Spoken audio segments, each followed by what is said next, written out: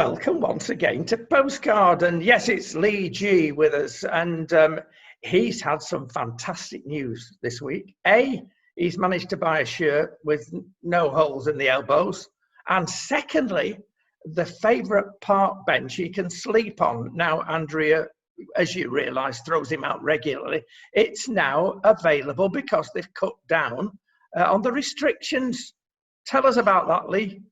Well, yeah, it's, everybody's so frightened. A lot of stuff has been going on in the media, as you know, this week. And more people than ever are leaning towards some kind of conspiracy theory. And in a way, I am. But I can't find out what the conspiracy is. I can't make a point. But what's happened here in Slovakia is really good news for the rest of the world. It has to be good news. We've not got a total lift of lockdown in any way, shape or form. But the indicative thing, which I know has amused you, is true. What we've actually had, when we had lockdown come in about 7 weeks ago, the council, quite rightly in its own way, removed all the city's park benches, benches in Egedius Square and all over the city. Took them away, just put them in storage. And the reason was to stop people congregating in parks, which is an old-fashioned hobby here. A lot of people sit in a park having a drink. That's just the way life is. But also it stopped homeless people congregating. And there are quite a few homeless people in Slovakia. And lo and behold, at the beginning of this week, or a few days ago, the park benches suddenly appeared back.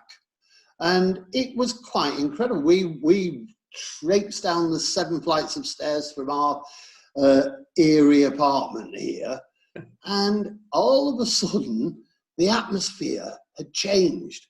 People were friendly. People were smiling. Slovaks don't walk down the streets. I'm going to say, they don't smile, do they?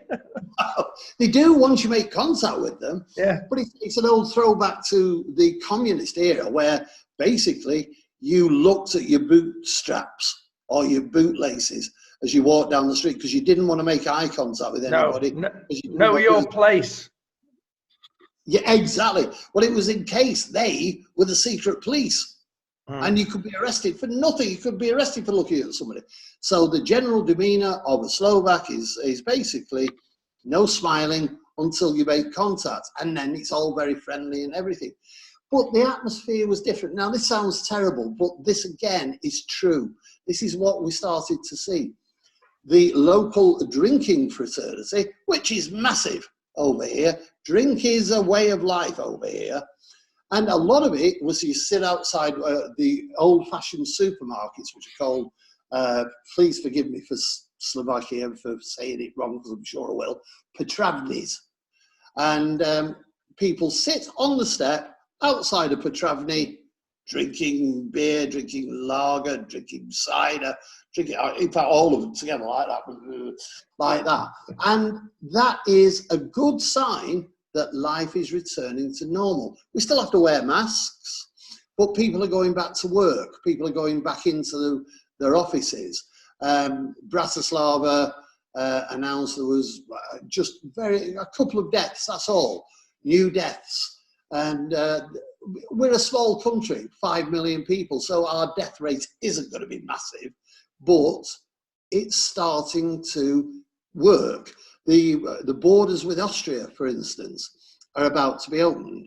I think with Germany too, the restrictions there are being lifted. But now haberdashers are open, shoe shops, every kind of shop you can think. And you can get beef burgers again now, but you have to put your hand in a hole in the wall at the restaurant and it gives you a beef burger. Yeah, and you can get beer from a bar. But again, you have to put your hand in a hole and drink it like that and stand on the street. Well, that's all right. I mean, they do it intravenously here in Portugal. No, that's not true. Actually, the similarities between Portugal and where you are in Slovakia are enormous. Both countries got in there quick, put the shutdown, and we're 10 million, so it's twice your population. But the deaths have just about reached 1,000 yesterday. And proportionate-wise, that is awfully good compared with the rest of Europe. Now, there is another matter that has been pointed out to me this morning by some locals, in that they've begun to relax perhaps a bit too much in Portugal, and the Lidls and the Aldis are now full of people, and they are not spacing out, and people are beginning to push each other to get to the toilet rolls and not care about social spacing. So there are hooligans here, even though Portugal's been very good, but there's a lot more hooligans, Leigh, in the UK. Absolutely, the hooligan nation. Yeah, sad. Believe me, one of the reasons I'm out here is because I just got so fed up with the thuggery, the racism, the nastiness, just the whole concept that Britain has become. So it just is. It's not a happy country. The people are knocking Boris Johnson again because he's had a child. Well, he hasn't. His missus has. But they're knocking him for being involved in having a baby, involved in being very, very poorly indeed. And the stupid thing is, this is the Prime Minister of our country who's told his own personal story about what it was like to be almost at death's door because of this virus. People are knocking it for that. What do we want to know about that for? Because that's what news is about, telling real life stories. Boris has told his life story and he hates him now. Yeah, exactly. I'm going to read you a letter now that, and it's typical of the many letters we get. Yet despite confining the majority of the country to house arrest, apart from being allowed out once a day to exercise or go shopping, flights continue to arrive from China, Italy, Spain, and other destinations which are coronavirus hotspots, bringing over 100,000 passengers a week to the UK with no checks or tests to see if they are bringing the virus with them. In addition, dozens of illegal immigrants continue to arrive on the beaches of Kent and Sussex every day, brought over by people smugglers from the virus hotspot of France. Despite there now being a surge in the number of unemployed people in the UK due to the closure and potential bankruptcy of millions of small and medium-sized businesses, plane loads of Romanians have flown into the UK to work on British farms, again without any testing or arrangements to quarantine anybody who may be bringing the virus to the UK.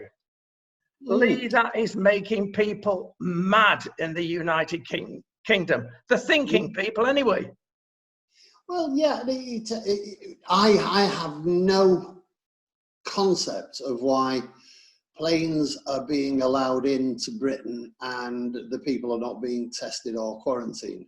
I checked it with the health authorities in Britain last week, and the answer from them was that basically there's no need to.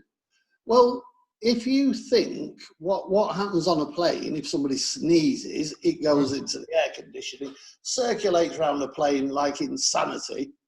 This is why people will stop smoking, because the atmosphere of the plane became so heavy with fog that they had to stop it.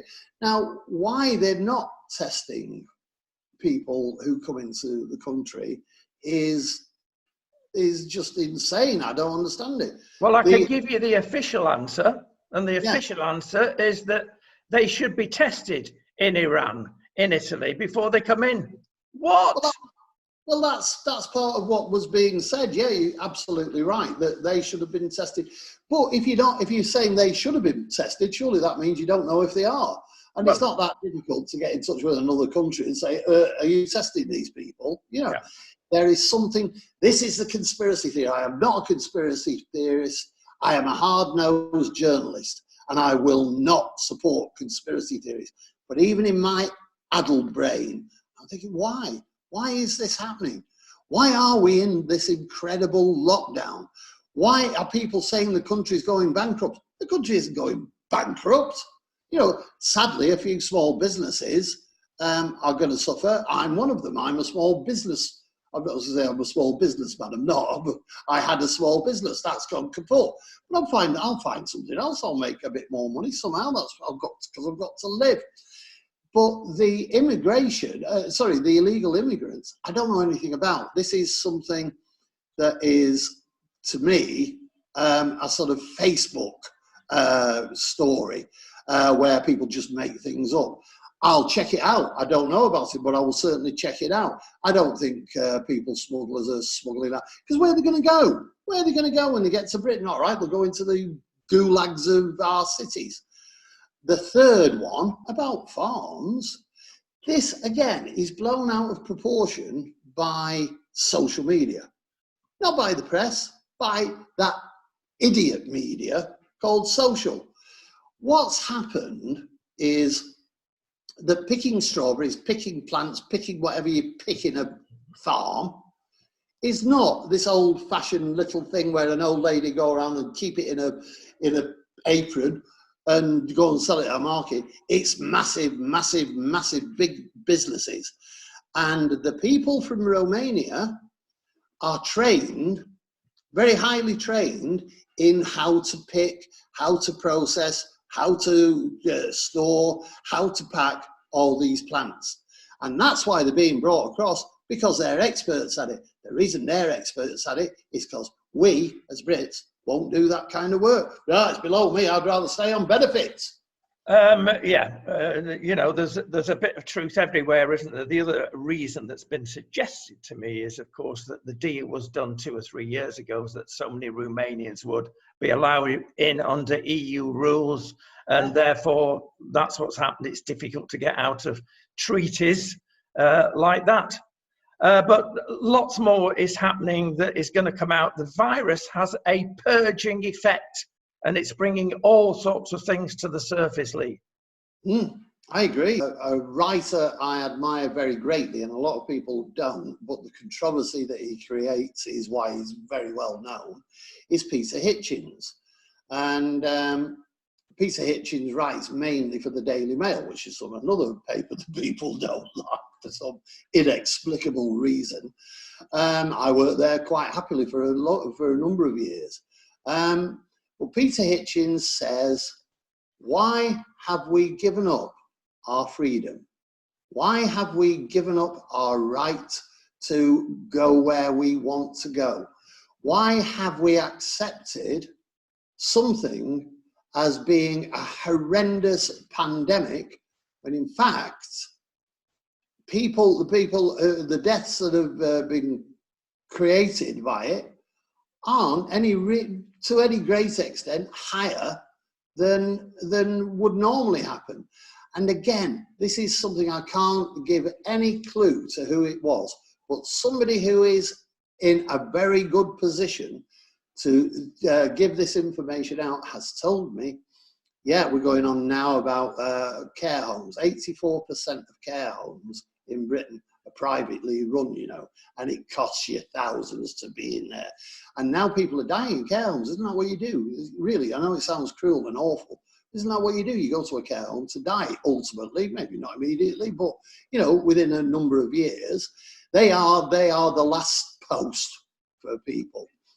And as these people come out or die in a care home, automatically their death certificate is generally signed as coronavirus.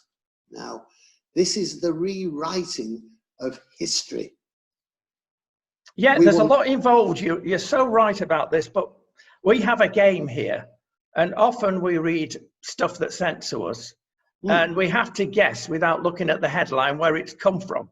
Now, I get 99% right. Now, that article, I only got as far as paragraph 1, and I said, it's The Guardian, and it was.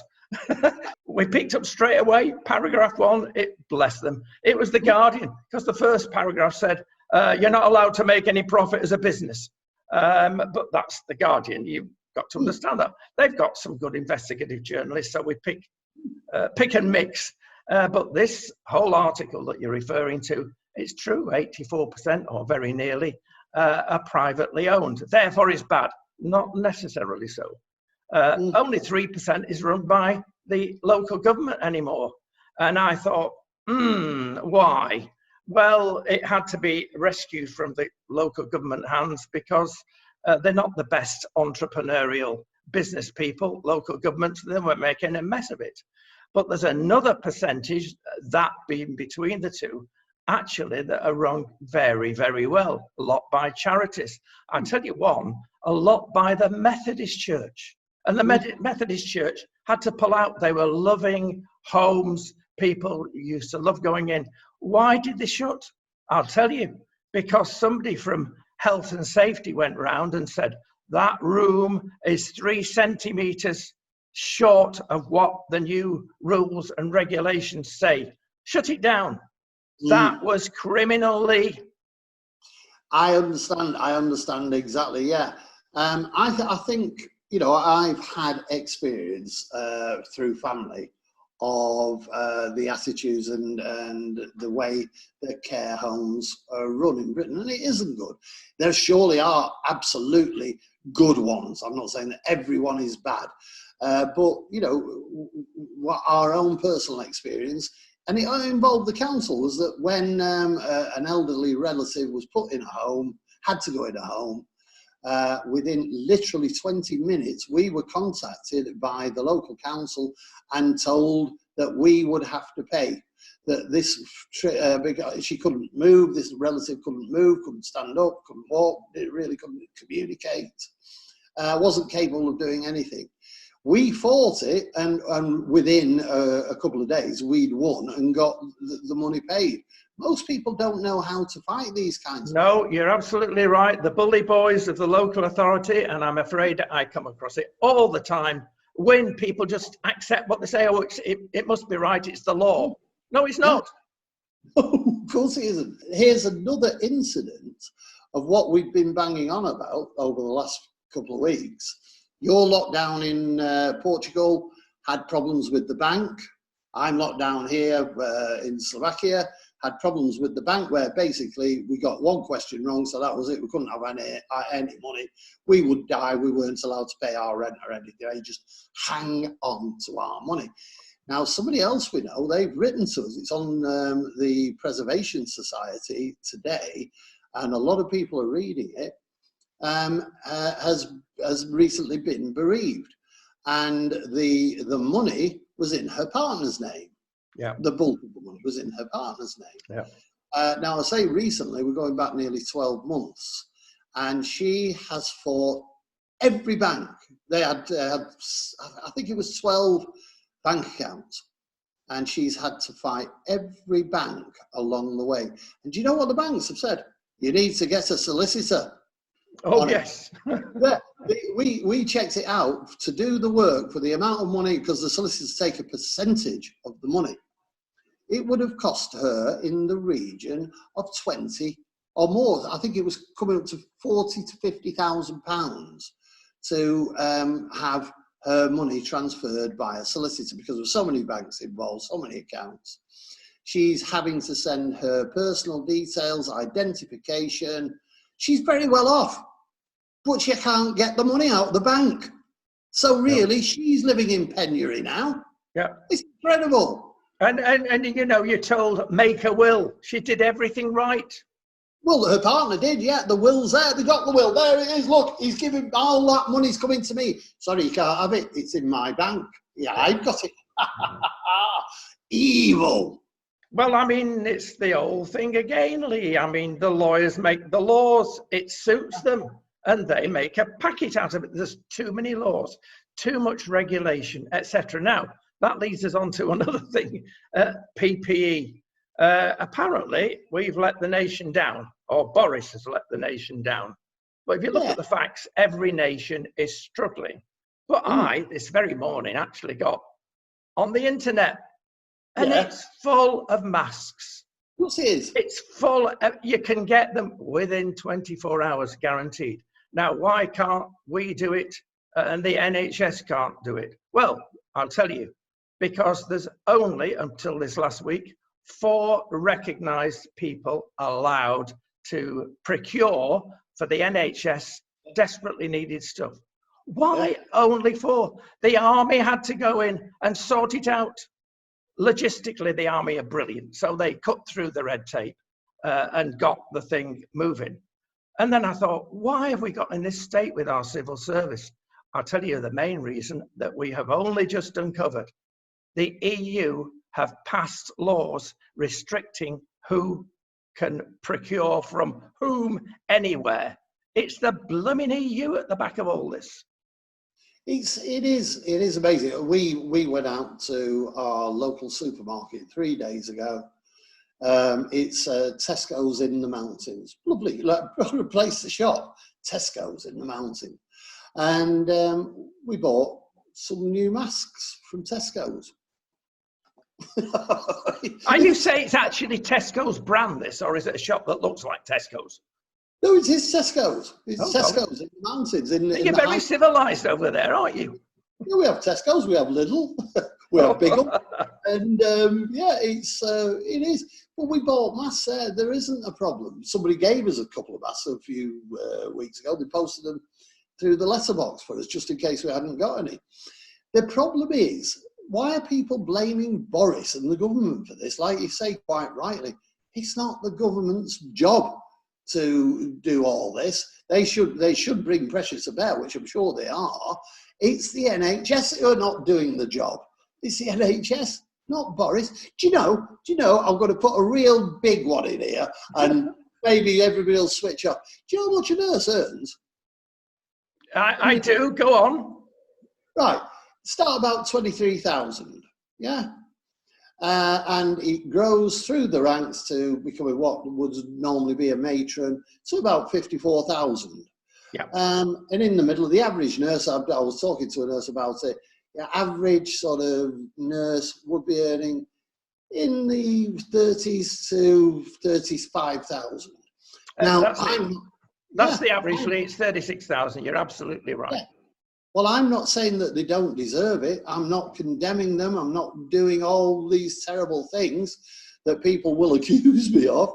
I'm saying good, yeah, to do the kind of job they're doing, maybe they do deserve more. Yeah. But where does it come from?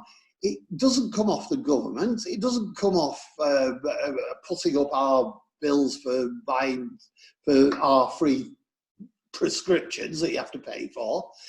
It has to come from the idiot managers who can't work out how to buy a few face masks for the nurses, for all the PPE that they can't work out how to get. The virus, the crisis is nearly over, and they still haven't bought it. Yeah, I'll go even further, and we have talked about this between ourselves in the past, and the truth is the average GP is now on £140,000. The average GP in Spain is on it's not 40,000, it's about £38,000. Come on, UK, get a grip. But in reality, that would, mind you, it would still only put them on an equivalent basis of about 70 grand, wouldn't it? Which is a good amount of money to be on. I'd like to be back on 70,000. Nobody thinks about people like me. And if you don't say it, nobody will. Yeah, send me some money.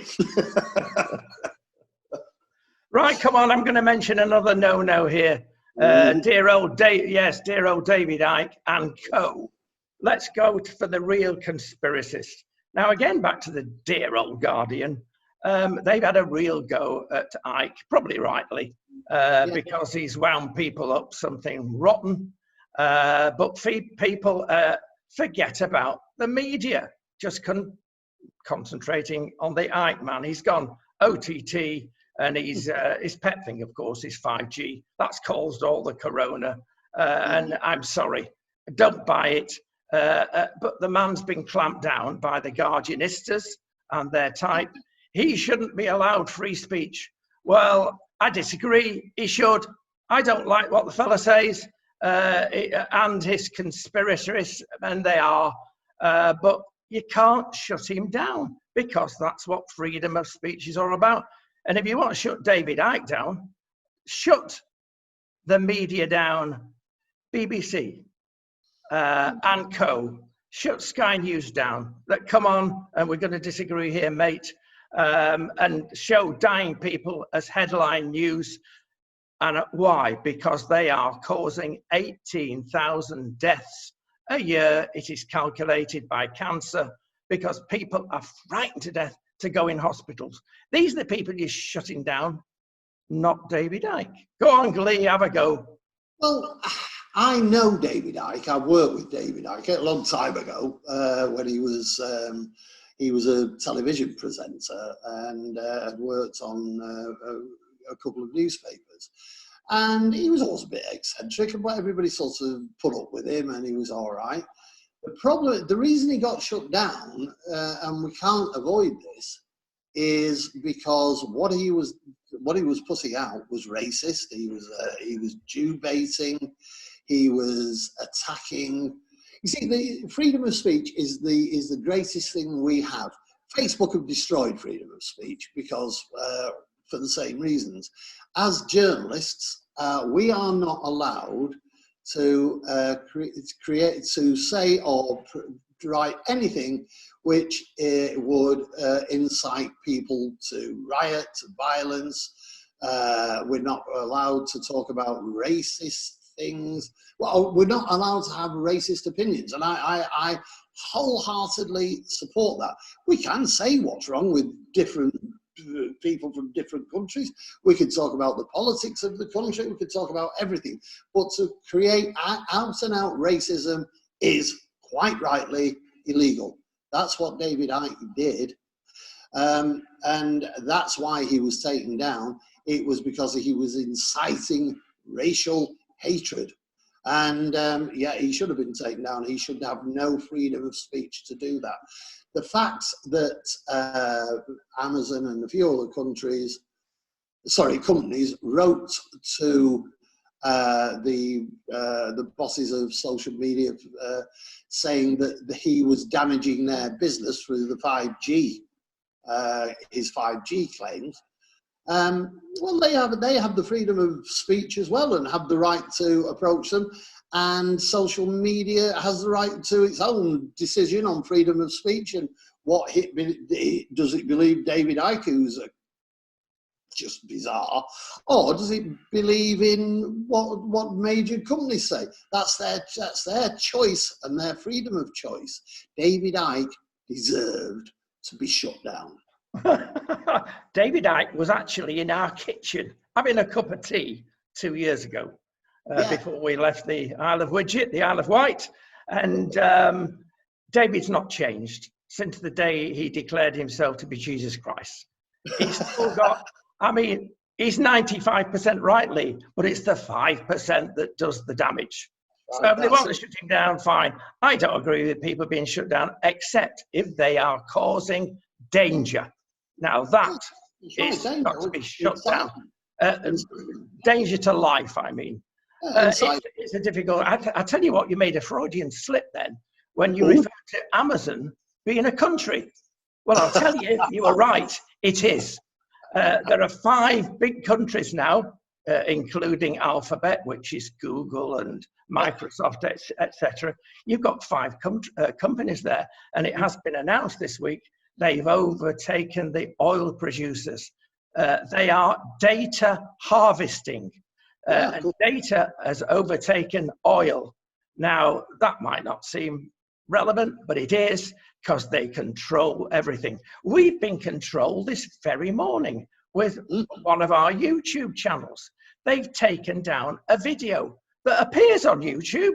Everybody can see it. So we took it off YouTube and innocently and put it out there. It was a classical piece written about 400 years ago. No copyright there. Oh, yes, there is. Because we do put everybody's views, those that are reasonable views, on our channel. But they don't like any view that's right, of centre. And they try everything. Now, that is not freedom of speech, Leigh. It's diabolical. And the control of these big 5 is immense. It is. It's funny you say that about YouTube, because we had a similar experience. We noticed that the figures on our website had dropped exponentially, just almost vanished. from thousands, we've got tens. And I think, well, what have I done wrong? Have I written the wrong type of stuff?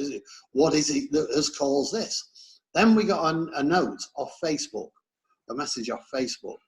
And what had happened, quite similar to what you said, it was a mistake in a way, but we didn't put the story on the site, we just shared it on Facebook about some coronavirus professor who'd got some bizarre views. Now, his views were so bizarre, and I put a note on saying that I didn't believe in blah, blah, blah, and it went out. What we didn't notice that it was marked at the bottom as fake news, audited by Facebook. So Facebook wrote to us saying that we were sharing fake news. I've been in journalism all my life. I've never shared fake news. But they decided that we had, and told us that they had driven us down the ranks of people seeing our information, seeing our posts, seeing everything. They basically destroyed us. But he's come back now because I'm better than Facebook. Good on you. I'm more honest. I'm straightforward in what I put out on Facebook. Do you know the person who sent this article to us? Nothing happened to her. No. She's still carrying on. It was because we're called the Leigh Banks Preservation Society. We're not a business. We're a blog. That's what we are. I had a business before that was a business and wasn't a blog. Now I'm blogging. And that's fine. So they burst my blogging bubble because of something that actually, if you think, and this is how stupid they are, if something is fake news, you don't just spike it. If it's been out in the public arena, you tell the world that it's fake news. This is fake. This isn't true. Don't believe it. If you see this, ignore it. And you know what? With the introduction that I put on that story, that's exactly what we were doing. Yeah. We were telling the world. That is a clear contravention of freedom of speech. Yeah, absolutely. And what a lot of people don't realise, of course, is that they have what is called in the business spiders, algorithms, in other words, that filter out things. My goodness me, it's all very orchestrated. And going even further, some years ago when we started off Air Television, it was just called Air Television, now it's called Air Television International. We were actually in the top 0.25% of all websites in the world, way ahead of even the biggest banks. That was with Alexa ratings, which is the nearest thing you could get to a professional estimation. So we were in the top 0.25%. Suddenly, we started going down. We thought, what is going on? Then we got a letter from Mr. Alexa saying, oh, we can give you better information and better statistics if you pay us £500 a month. My goodness me. Say no more, I rest my case. Oh, just about that up, when we had the news website, which was a foundation, but it was there to do a job. We were very regularly banned by Facebook. We were put in Facebook jail. But as we were sitting there languishing in Facebook jail, they would send us notes saying, if you give us €20 or £20 or $20, we will boost this post for you. Because we couldn't boost the post, they wanted to charge us to do it. It's outrageous. Yeah, it is. Social media has done nothing but destroy freedom of speech and teach everybody to swear. Well, it keeps, if it's within a family, it does keep families, especially at times like this, in touch with each other. So that's the good part of it. Listen, time's gone. Leigh, my goodness me, we've had a good go today, haven't we? But there we go. We feel better now. But that's it. I'm going to have a lie down now. Well, no, I'm going to give you one last question, and that is as follows. What we're going to do when we're out of business because of Google and Facebook and whoever, what we're going to do, I shall tell you, I'll give you a list of the businesses that have made a fortune, apart from Tesco's and Amazon. And they are the following: and they are looking desperately and will look desperately for people to work for them in the next 3 years at least. Number one, care homes. That shouldn't come as a surprise. Number two, the NHS. Number three, pharmacies. Well, we call them pharmacists, chemists or whatever, throughout Europe are going to be looking for staff. Fruit pickers. Well, we've covered that, haven't we, already? And the last one is banks. Not himself, of course, but the real thing. Leigh, are they getting away, Leigh, with this again? Coming up smelling of roses even in a crisis. They can't go wrong. They got rescued 10 years ago, and look at them now. And gave us, you know, now they're saying that we are actually going to go into negative interest rates, which means we'll be paying to put our money in there. And yeah, I came across this. It's actually featured on the site under a headline. That's the Leigh Banks Preservation Society. Under a headline saying, "This virus has no dominion as bankers turn dead eyes away from the bereaved." And the story says, and this is, as far as I'm aware, absolutely 100% cast iron, I've checked it out as you would, that UK households and businesses are hoarding money in banks. The Bank of England have reported that sterling money holdings within their holding, extra money, rose by £57 billion in March this year. It's the biggest increase of money in the bank ever. And they're complaining, Leigh, they're complaining. Yeah. Now, over the previous 6 months, which is where the comparison is, remember that figure for money in the bank, our money in the bank, business money in the bank, we're hoarding it, we're keeping it in the bank, £57.4 billion announced in March. In the previous 6 months, which covers the period when we weren't in coronavirus, there was only £9 billion in the bank. Well, what are they doing with it? Yeah, you can't pretend they're not spending, they're not using it to create wealth, and yet they're saying that we have to have negative interest rates. Well, thank you very much, banks. Yes, job done. Leigh, time has gone. Bless you, thank you. You've had it from here first. Invest in Leigh Banks, not in Barclays. Yeah, I'll have a bit of that 57 billion. Thank you, Leigh. See you next week. Cheers.